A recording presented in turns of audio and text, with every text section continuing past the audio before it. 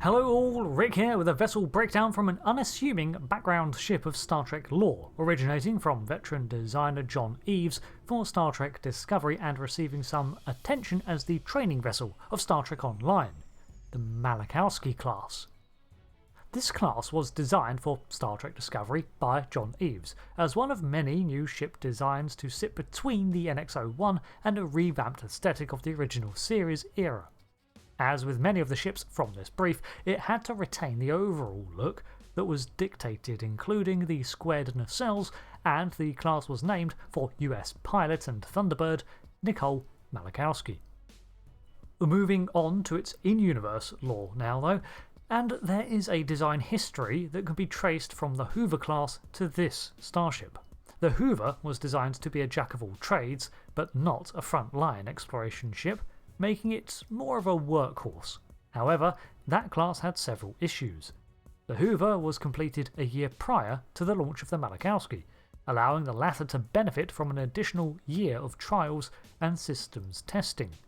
The project goal of the Malachowski was to take the swing-wide approach of the Hoover and chip away at the excessive technology that was never really utilised. This did reduce the theoretical mission profile of the Malachowski, but in practice it was not a big loss. This also allowed for a smaller scale, fewer crew, and quicker turnaround in construction. The only area where it was not really reduced were in its armaments, and it retained ample cargo storage for convoys, ending with the designation of a light cruiser.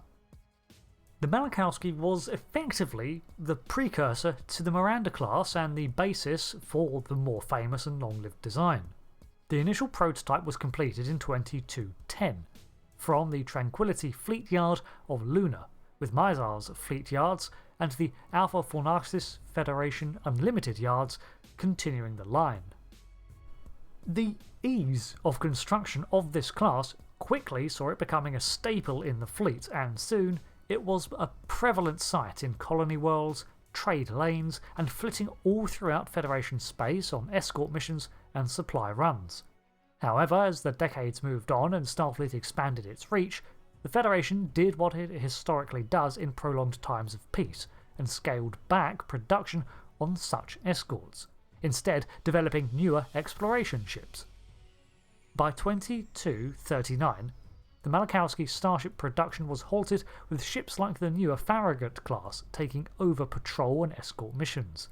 Existing ships still performed their roles, but additionally took on more backstage jobs, such as cadet training and cargo hauls. When the Miranda line was well underway, the class was steadily replaced, until 2295 saw the final vessels mothballed. However, among the vessels stranded at Yard 39 was the USS Medina NCC 1679, the Cooper 1669, and the Kuta 1623, which were recovered in the late 24th century, along with several other space frames in various stages of completion. However, it does not look like these starships were the beneficiaries of the major overhauls that the Shepard 2 Gagarin received, and instead were deemed to be obsolete. Instead, they were repurposed as tug vessels to operate on shipyards such as Utopia Planitia.